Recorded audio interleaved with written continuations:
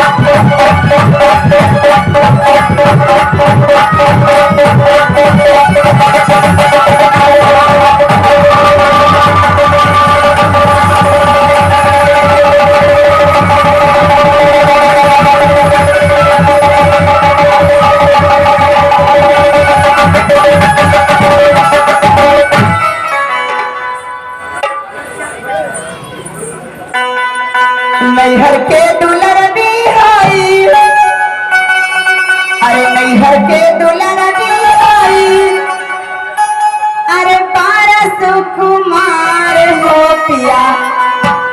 ए सखी कारे का बताई और कुछ बोला ना अपना नैहर में तो बड़ा दुलारी रहली। हाँ ससुराल जाके का भैलू फुहरिया। आज जब से ही खतवारा का ससुराल आई नो हाँ हो। बड़ा दुख होला। ससुर के नाम गरबू चौपाल दबिया ससुर बाटे। ए सखी हाँ सखी अरे तू तो हमारा गाँव बराबर आवत जावत रहत। ये तो हमार ससुराल है। तो ससुराल कब से हो गए बा? ए सखी बड़ा दुख होला। केहू को उतना पावर नहीं कि जो हमरा के बैठा के खियावे। ए हमारे ससुर बाटे नो बड़ा दुख देवेला।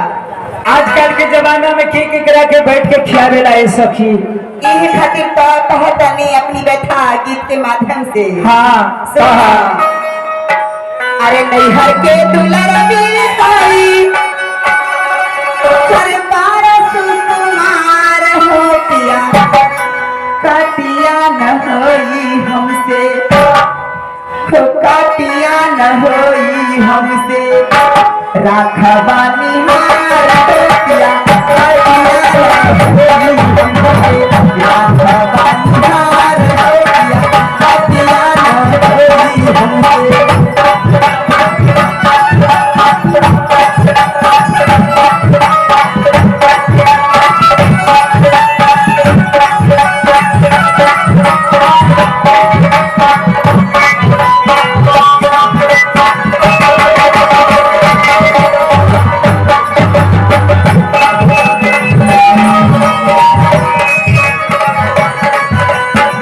नैहर के दुल्हन बिहाई ए सखी सनी ए कुलनी आए हमर गाँव में ए शांति के नाम आए ए दी। नैहर के दुल्हन बिहाई अरे पारस कुमार हो पिया नैहर के दुल्हन बिहाई पारस कुमार हो पिया काटिया न होई हमसे हमका के दुल्हन बिहाई अरे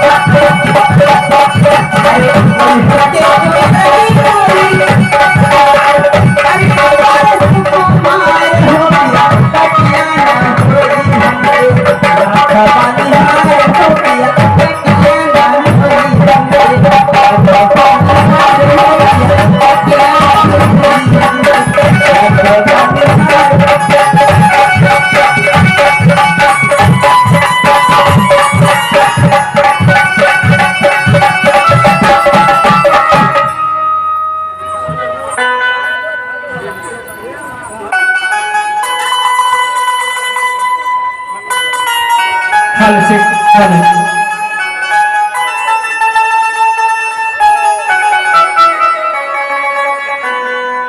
अरे यही बेकरी हो, अरे यही बेकरी हो, यही बेकरी।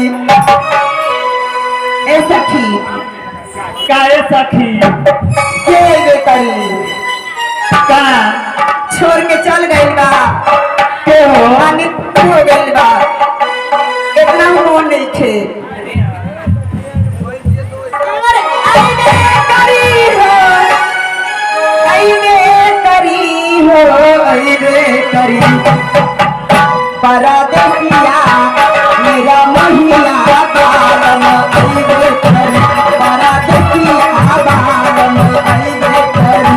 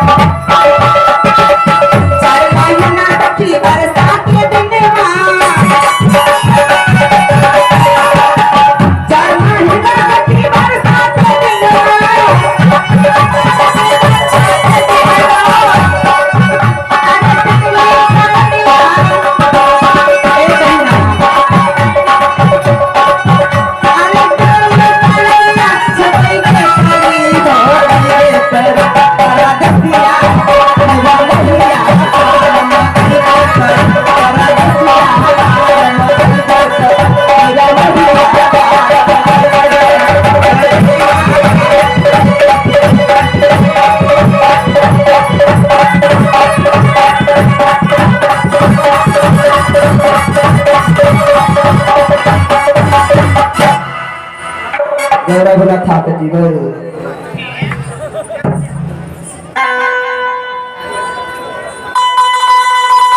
हाल से हाल